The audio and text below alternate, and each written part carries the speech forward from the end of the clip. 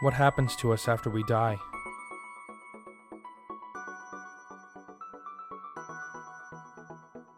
Do we cease to exist? Are we judged for our actions and sent to the pearly gates or the fiery pit? Or do we live on? Is it possible that we are on an endless journey for knowledge and self-improvement? Or is this place that we call Earth our eternal punishment? This is what we'll attempt to document. Welcome to the Regression session.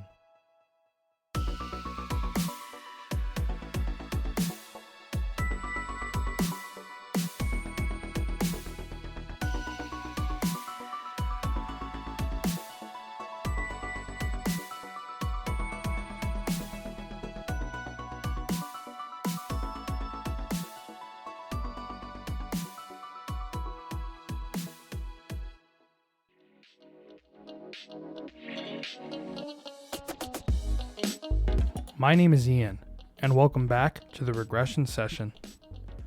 Today we'll be hearing from Dan, who has memories of being a Holocaust victim, and was able to verify his memories by finding the location of his death after having little previous knowledge of the time period. To add further validity, the location of Dan's death was used for only about 1 year. If you've had an experience, or just want to come onto the show to talk about your spiritual views, shoot me an email. My email is theregressionsession@gmail.com. Let's jump right into today's interview with Dan. Hey, Dan, thanks for coming on to the show. Yeah, thank you for having me. Yeah, absolutely. And, for the audience, Dan and I were talking a little bit before we started recording, and Dan has had an experience where he has some past life memories, and they've changed a lot of his perspective. I'm excited to hear about it. So Dan, just if you don't mind, tell me a little bit about your background before your experience and maybe some of the beliefs that you had before or while you were growing up or brought up. Yeah, sure. So I think when I was little, I didn't really believe much in God, I suppose. I was probably atheist. I didn't really believe in anything really. And then as I sort of got older, I've kind of looked at more sort of religious scriptures, and I'd say I'd loosely tie myself with the people who are like Buddhist or Taoist really, into like karma and stuff like that.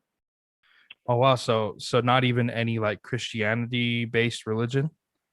No, I mean we learned it in the UK obviously. I think I remember going over to like the church and stuff and having a Bible.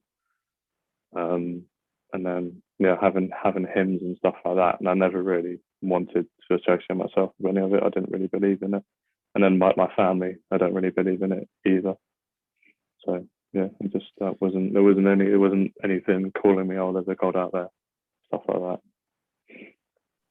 So what drew you to be obviously loosely associated with, but what drew you towards kind of like the more Eastern philosophies? I think I've just always kind of liked the concept, because the concept isn't as though they come and find you. It's more the door's open, you can come and see us. And I kind of preferred that approach because it's not as if they're shoveling stuff down your neck, and then you're kind of allowed to like pick and choose things that are going to kind of work for you, really.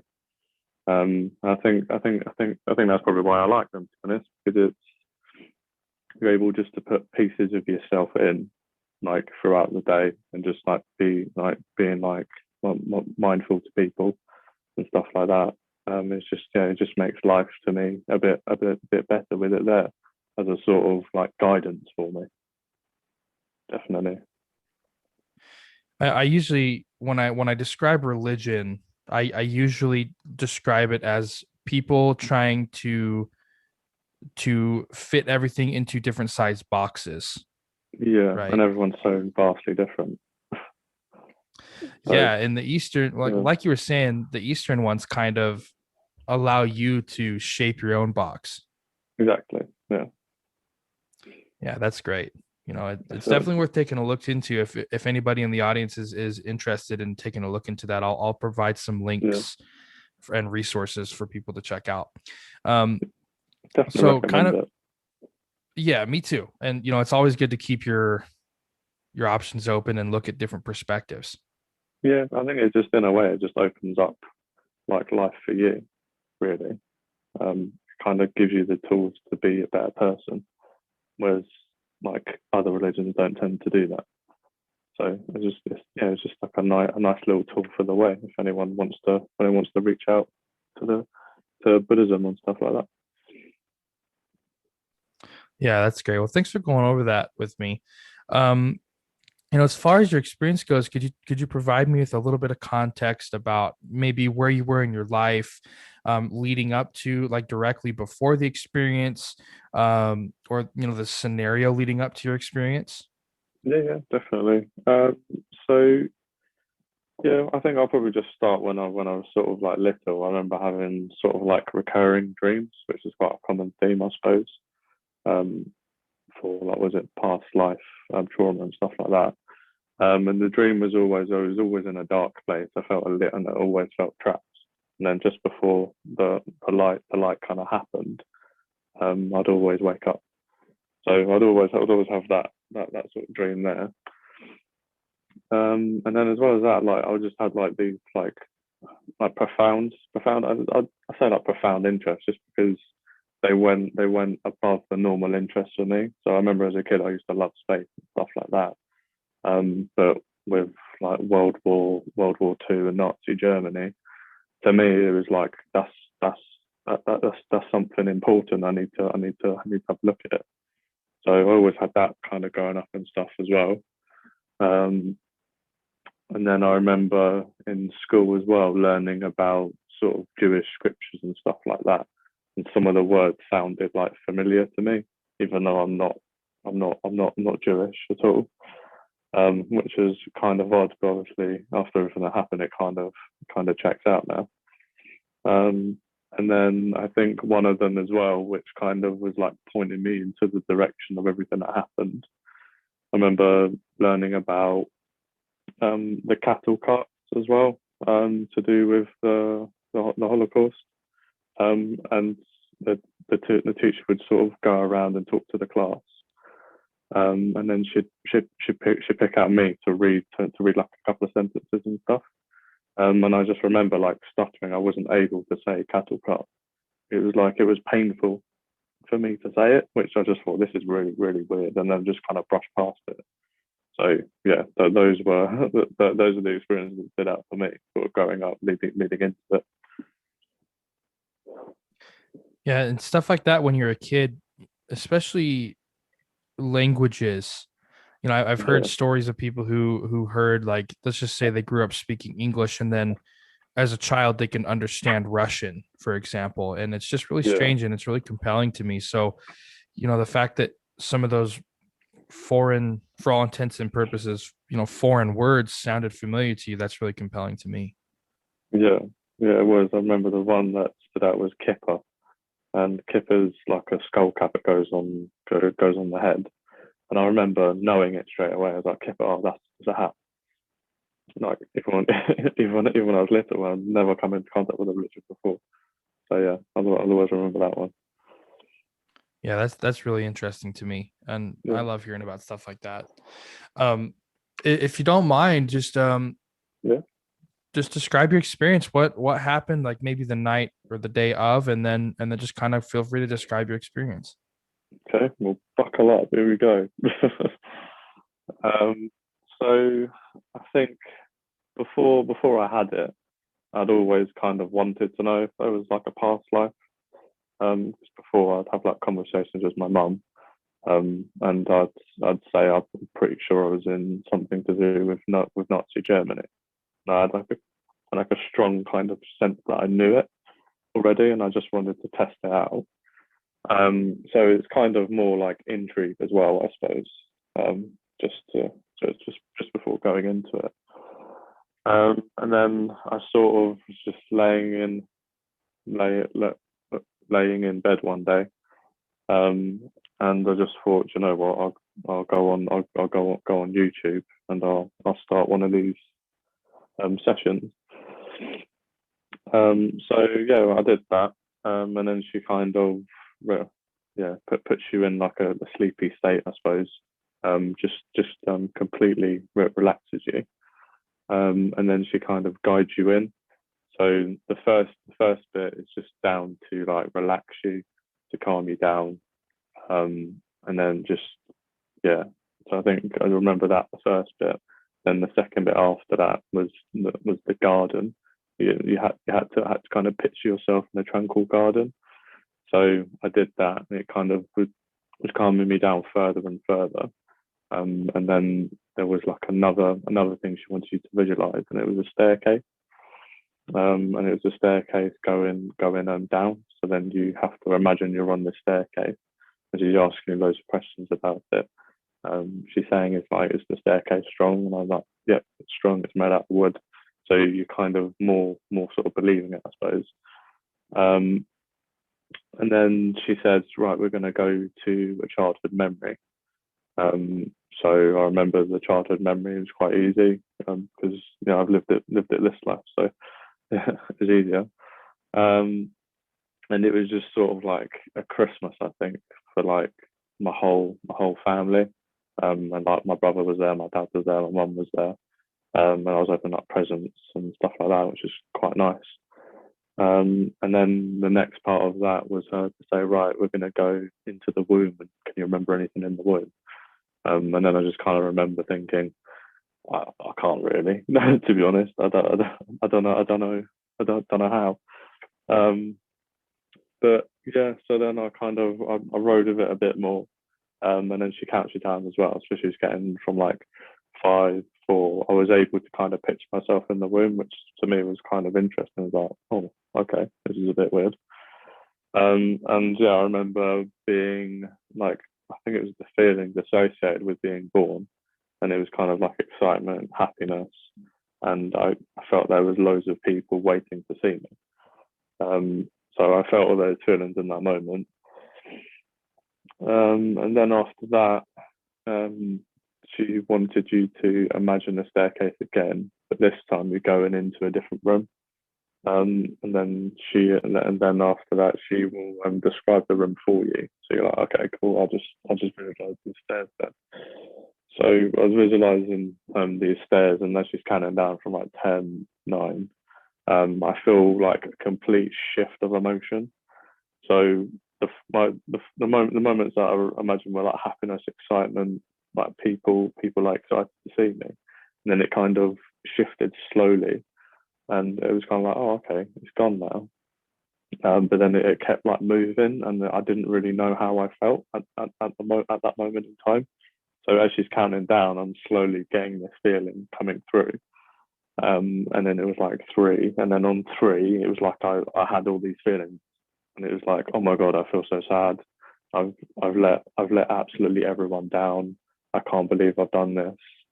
All this stuff going through that, and just like complete distraught. My body started shaking as well, like I was like almost like I was pumped with adrenaline. Um, and yeah, I think that was it in terms of like emotions. I think. And then after that, she tells you to go into a hallway. So then you're pictured into a hallway, and then she goes, right, yeah, you've got 6 doors around you. Pick one door and go up to it. So I picked this door. And this door was almost like a shed, I'd say. It was like a red shed with a black bolt. And it was going outside. So I decided to open up this one. And then she counts you in, so you're kind of like you're gearing yourself up to open up that door. So on 1, you can then open up the door. So on 1, open up the door. It's just complete darkness, and I'm kind of like reeling a bit. I'm feeling like really, really tight, and like everything's kind of like boxing me in, kind of thing. And then there was like a little light towards like just peering through like the slats. So very, very little light. And then she asks you, can you tell me what you're wearing? So I'm then picturing myself as a sort of, I think must have been about 8 or 9 years old.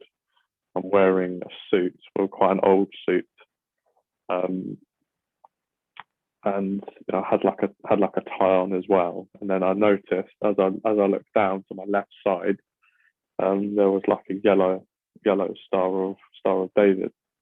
And then that's when it kind of clicked for me. It was like, oh my god, I know what I was now. Um, and yeah, and then after that, she asked you to explore this memory a bit more. So then you explore it a bit more. And then I just remember hearing like loads of like coughing, like in this like small room. And just it smelt just of like feces and urine. It wasn't really a nice smell. And then as she was exploring, like I just remember this sudden stop, and it was like it was like the train stopped. So everyone kind of like went with the motion. And then after that, the door opened up, and there was just someone shouting like German stuff. I don't know. I didn't quite catch it. I don't think I understood it. Um, and just telling people to come out and grabbing people and pulling them out of this train.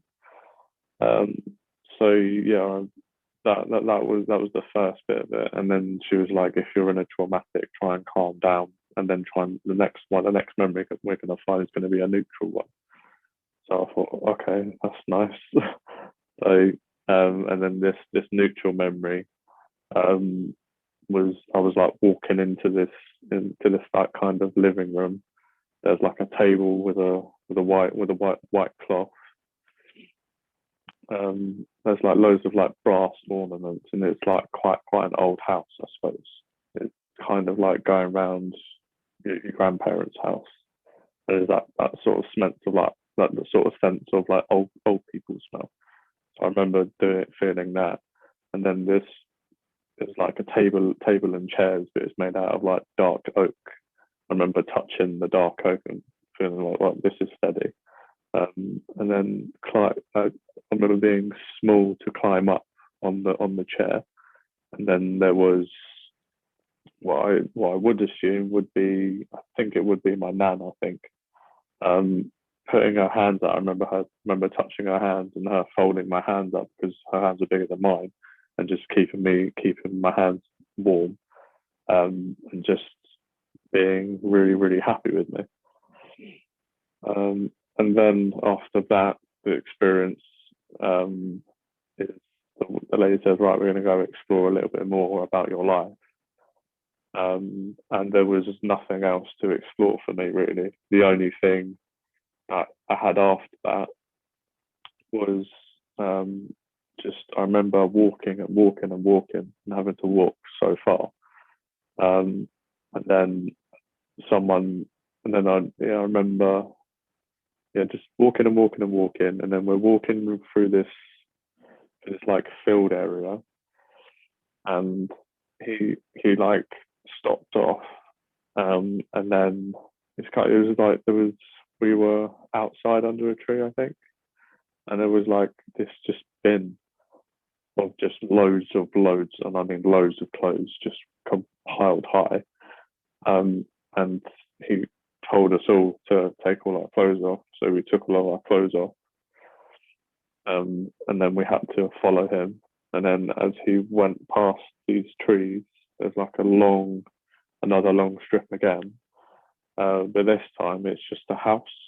So I remember walking through the fields just completely naked, um, being walked in a line. I was kind of towards the back, so I remember getting into the building eventually when he opened up the door, and I was towards the back of it. So, and then I remember like the closing of the door and then the shutting of it, like the metallic clank and stuff like that. And then I just remember being like naked in the dark, boxed in, just like I was in my dream when I was a kid of this life now.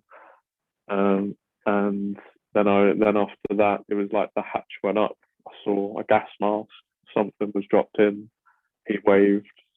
He shut the hatch. Um, and then I don't remember anything after that. And then it was like it kind of pulled me pulled me out of it like that. There was nothing more to learn about that. So that was about where the kind of memory of the life ended. And then as another part of the session was she wanted to explore the afterlife. So she wanted you to find your body now that you've died. And I just remember being sort of above everything. I was up quite high. I was able to see the building that where I was. It was like, oh, I'm in there, but I don't know where my body is. There's so too many of them. Um, and then I remember seeing like loads of like fire like behind me. There was loads of bodies. There's like a massive trench with like more bodies being loaded into it.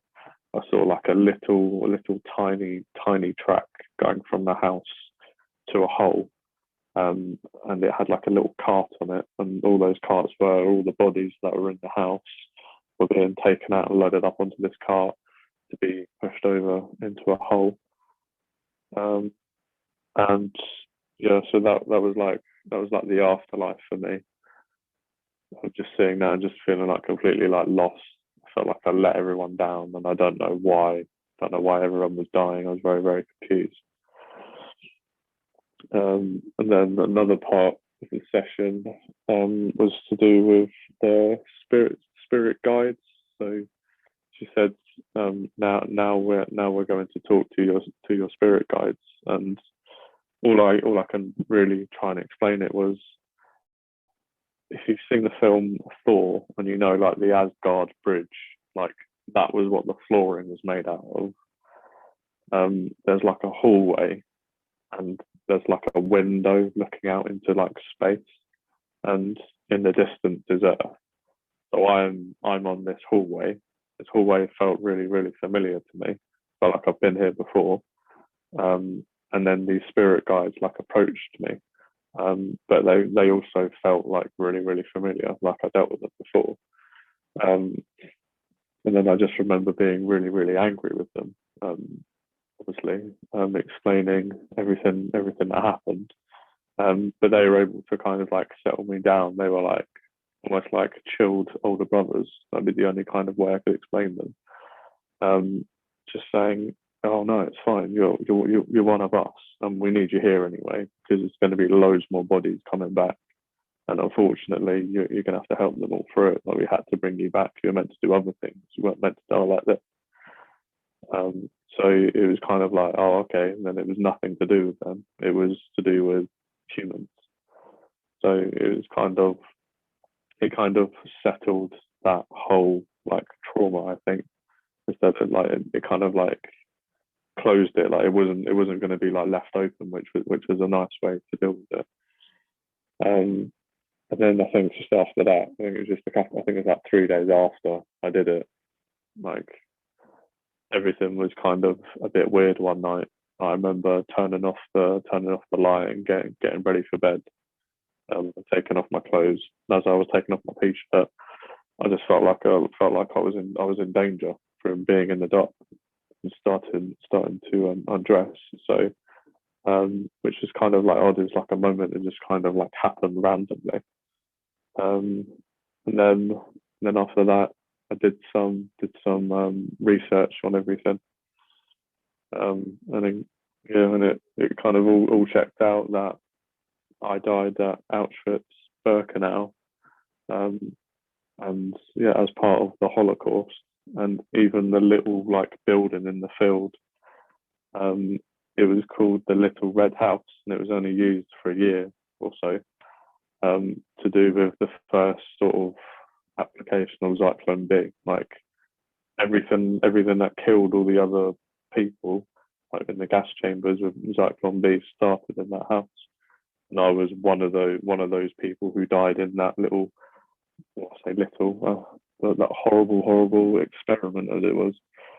And yeah, that was my experience on it. So you were able to verify your memory of that little house, and you were able to find a Yeah, wow. That's powerful. You know, it's pretty rare that you're able to find historical verification of your memories. And did you did you have any knowledge of that little building before this experience? No, no. Like I think so. After it, like I did some initial research, and I felt like it could have been at a camp called Treblinka because the whole experience was just very, very quick and sudden. Like, but then also like the walking, they didn't really check out. So then I kind of crossed Treblinka out. And that was one that was there for a while. I couldn't shift it. And then randomly, I was just watching a documentary on I can't remember where it was. But yeah, I was watching it, and it popped up the little red house and had a field and everything checked out. And did you immediately recognize the house and the field, and did it look similar to it Yeah, in your memories? yeah, yeah. They did like a reconstruction of it as well in the video. How'd you feel about that?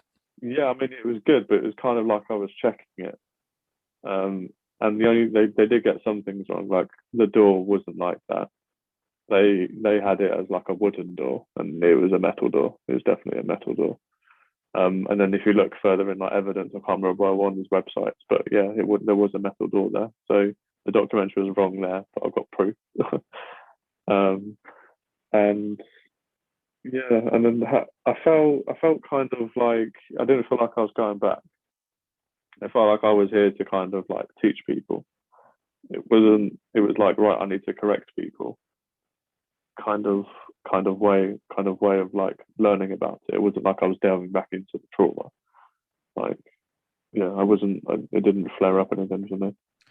Yeah, that's a traumatic experience, though. I mean, Oh yeah, definitely. it was hard to listen to for on my end. Yeah, yeah. But for me, it was kind of like it didn't. It felt like something important was happening, but it was happening for a reason. It felt like there was like some sort of like reason and logic to it. I wasn't just about to be killed as a kid kind of thing. It was like there was something with me saying me this is part of the lesson. So not necessarily a reason from like a human standpoint, but a reason from like a spiritual standpoint then. Yeah, I think more spiritual. I think because I'm quite a spiritual person, um, and it's kind of like I just want everyone to like get on. Like that's how I am as like a person. Like I don't really like arguing, um, and I just think that out of like the atrocities that happen, that and me kind of like be a victim of it and kind of understand it, it just kind of puts everything into kind of like perspective of how we are like as humans. Like we just have this tendency just to go with the wrong sort of emotion sometimes. Like if you don't like someone because they're different, okay, that's fair enough. You don't like because they're different, but you don't need to kill them. That's just mad.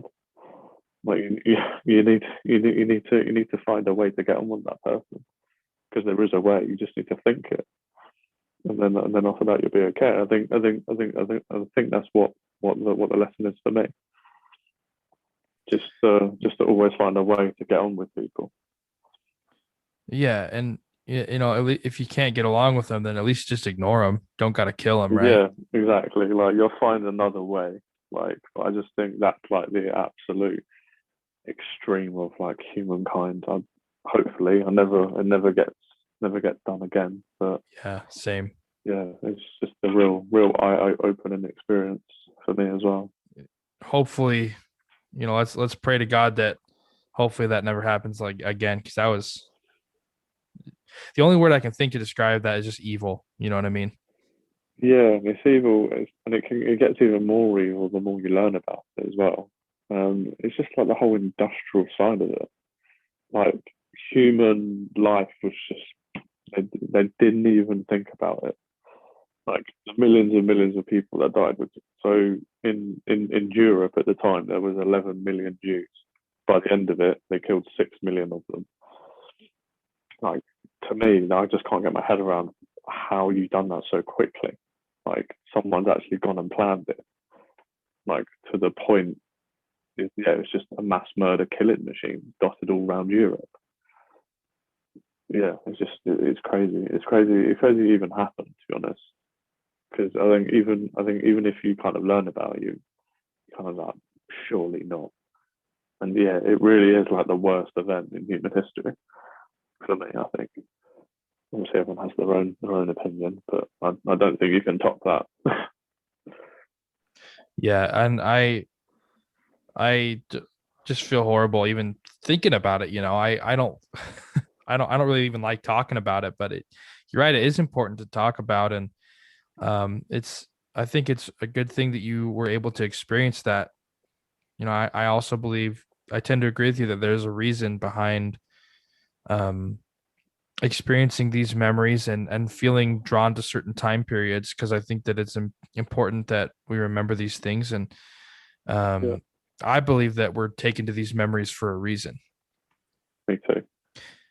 And a little bit kind of steering and rewinding back to the spirit guides aspect of things. This is Yeah, the spirit guides, the whole topic of spirit guides just fascinates me. yeah, And I'm wondering if you're able to describe these guides with any detail, as far as like physical characteristics, yeah. or maybe even names, if you're comfortable with that, or we're able to gather that, or tell me a little bit more Okay. about them. Well, I have like really weird dreams as well. Just in general, like I have like really vivid dreams. So I remember when I was going through like my first sort of heartbreak, I had like a vivid dream of my spirit guide, and it was kind of the same people again, just kind of wearing different stuff this time. So um, there's always a bald lady, and she's bald and she's like quite stocky, I suppose. She's quite a powerful figure. Um, and then the other one is more sort of like relaxed and calm and taller. Um, so it's kind of like you've got on this one side, you've got this person who's just powerful and pushing, and then the other one, you've kind of got the one being like laid back and yeah. So it's kind of like yin and yang. And that's kind of the only way that I can describe it. And the only other colours that I ever experienced in it is I'm wrapped up in a colour of a light blue, kind of like a turquoise colour, and it's always that colour. It's hard to explain because they're not like people either, if that makes sense. Yeah, it does. And one question that I would like to ask you is, when you were interacting during your meditation or regression or whatever you want to call it, Yeah. when you interacted with your spirit guides, did you get a sense that this was just like a different part of yourself, or did you get the sense that it was a different entities? It felt like my higher self. So I feel like I've got. It's gonna sound crazy. I feel like there's like two parts of me. There's my higher self, and then there's me who lives every day to day life. And it's like you channel your higher self for guidance, kind of thing. So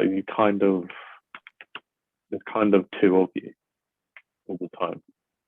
So yeah, it's quite hard to explain, like to be your higher self, because you're the one giving the guidance to yourself. That's what the higher self is, if that makes sense. Gotcha. So it kind of feels like it is like a separate part of your own being, not necessarily a separate entity or No, it's presence. yeah, it's like just trying to explain it. It's like going on holiday. You're like when you go on holiday, you kind of have that freedom. Like you can kind of do what you want. It's kind of imagine that feeling, but just really focused. That's interesting. And Yeah, the reason I ask, I'm kind of diving into this, is because I don't know how much you've been able to listen to previous episodes or anything, but I actually do past life regressions for people. yeah, I did. Okay, great. So then you're probably already aware of that. But I actually do past life regressions for people, and I've interacted with these beings multiple times. And Okay. to me, I get a sense that they're almost like a separate order of beings, Yeah, definitely. like separate from the people that I'm talking to. Yeah. Honestly, they've interacted with me differently. So there's different theories going around, but I find it fascinating. And anytime anybody mentions spirit guides, I always just have to dive in Yeah. and kind of grill you. Go for it. You got Well, grill me more. It's fine. that's yeah, great. Well, that's fascinating. And as far as the blue color, is that the only color that you saw during the experience, or did you experience the whole memory in color? It's kind of like you get swept up in this color, and it's hard. Yeah, it's really hard to explain, I suppose. Um, but yeah, I think to go if we're going on the spirit guides of the regression, that one was more of like a key moment, I think, because it was putting everything back in because it felt like everything was gone and I needed to be sort of powerful again. Like I was a broken soul, but they literally had a conversation with me, and then I was fine, and then I was able to help the others that were coming in. And then that's about kind of where it left. It kind of was like, right, I've got stuff to do now. So when they spoke to you, did they use verbal communication, or was it mind to mind, or another form of communication? Just mind to mind. There wasn't like words. There was nothing audio about it. But it was just kind of like through feelings as well. Like I felt what they were trying to get across. There's like the understanding of it. So it's kind of like if I was to explain it to someone, I'd probably explain it in conversation because it's easy to explain that way.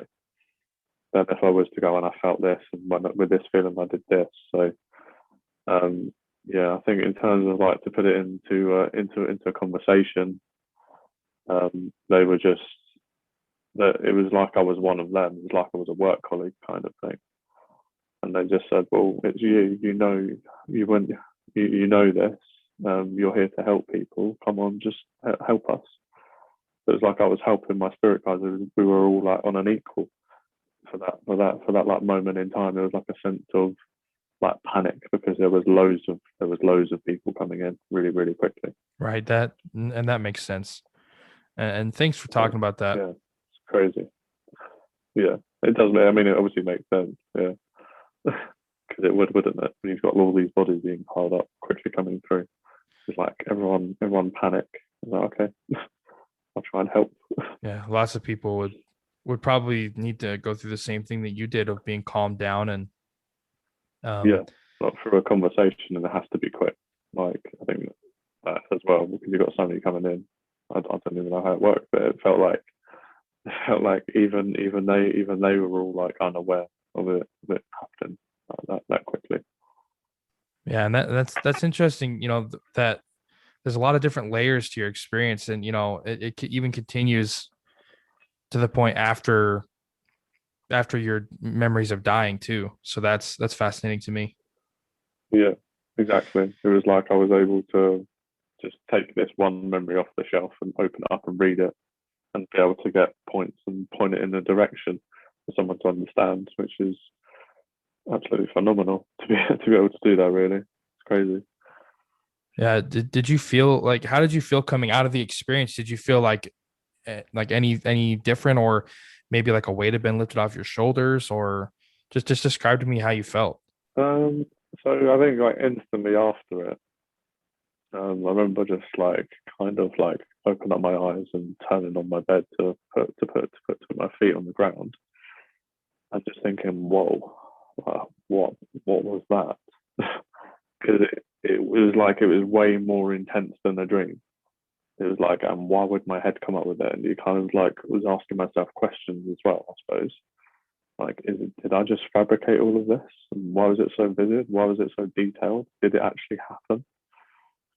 So it was kind of then I wanted like to understand and kind of figure out what it was, which then led me to have a look at other people's like past lives on Reddit, and that's when I put the post up, and yeah, and everyone like saw it and started commented on it, and it was like, oh, okay, so this is fairly normal, and people have got like structures in place to kind of figure it out for you, which is kind of nice. It's like being part of like a community for that moment. It was pretty cool. Yeah, and what's rare about your case is that you were able to pull out some information and then verify that through actual historic Yeah, events. yeah, exactly. And I also managed to get a name as well. I didn't. That came after as well. Um, and the name was Adolf Dolowitz, and that would have been, I presume, my name. Um, but he didn't like being called Adolf. He liked being called Adi instead, which around that time, very, very, very, very common. Wow. And you were able to get a full name too. That's Yeah, also really rare in my experience anyway. Doing these regressions, it's difficult to get verifiable information. So your case is definitely a rare one where you can find information like that. So that's fascinating. Were you able to maybe find any historical records of this no, person? no, unfortunately not. No, yeah, I wasn't. But what I could put it down to um, was because there was no sort of family within the memory. Like it was just an old person. And I remember being like really small with other small children around me, which to me would suggest I was like an orphan or something. So that would check out because all those documents of all the orphanages, those were like straight. They were the first ones to be taken up by the Nazis. And I think as well, like historically, from when I died and when the house kind of, and it weirdly got in under the time that Czechoslovakia were invaded. So I feel like I might have been from there, and that might be why I don't understand German. So I must have been. So it's kind of like understanding the whole like experience, and then learning about it like historically to see if it, yeah, okay, would this actually fit? And the way that it fits is scary. It's like, oh, that has to be it, and it can't be anything else. Yeah, it's more than a coincidence at that point, especially when you had no, Yeah, it is. yeah, and you had no knowledge of the Little Red House beforehand. No, I didn't know. And weirdly enough, even though I had these like obsessions with Nazi Germany, the one topic I never wanted to learn about was the Holocaust. Because I don't want to learn about that. That sounds awful. So it was like my own brain knew and was like protecting me from it. So when I actually went into it, I actually started finding these things out, and that going through like my like past life memory. Yeah, it was one of those moments where it just like clicks. You just think, what is this actually happening? What is this actually happening? So yeah, yeah, crazy, it's crazy. Yeah, I mean, I don't want to use this word lightly, but it's awesome that you were able to pull that out. I mean, horrible that you had to experience that, but Yeah, amazing. yeah, I feel that too, and I feel just incredibly like lucky, I suppose, because to me, always felt like kind of a bit different, but I think it kind of like checks out now. Why I felt like I was a little bit on the outside looking in. So whereas now I'm like much more like comfortable, like it's like something is left now. That something was in me, but now it's gone, and I'm like a hell of a lot more calmer in myself. Like, I don't. I used to have quite bad anxiety, where I'd overthink stuff constantly. And we're on week 3, and I haven't thought like that in ages since since then. So it's had a profound impact on me as well, I suppose, on just on my daily life. Has it impacted the way that like your belief system or the way that you view the world in other ways too? No, I mean, if anything, it's just kind of put it. It's just concreted my belief system, because I was kind Gotcha. of like I'm a bit spiritual. I believe in like karma, stuff like that. Um, and yeah, I think going through the whole like experience to me, it checks out with my beliefs. So yeah, it was quite a fulfilling experience as well. It's like I got all my answers. I feel better as well. Yeah, and that's definitely powerful. Um, Yeah. one other question I always got to ask this. So what do you think happens after we die? Have you seen the film Soul? Is that the Disney one? Yeah, that. Okay. That. I can- I That get you. that's like the easiest way to explain it. Like, yeah, I'm not. I know to say something. Yeah, I believe that after the afterlife is based on a Disney film. But like the soul going up, the meeting and the interacting with other souls, like that to me is the experience. So you go back to this hub. Is there any other information that you want to talk about or your experience or anything else that you want to leave the audience with? Um, I don't know. I think I've done a pretty good job. I think just to get it all across. I think just because it's quite a profound experience. It's kind of like the experience is kind of the content. So not really sure how I'd go any further forward. No, I think that was, the way that you presented the story was great. And, I really appreciate you taking some time to come on the show and talk about your experience.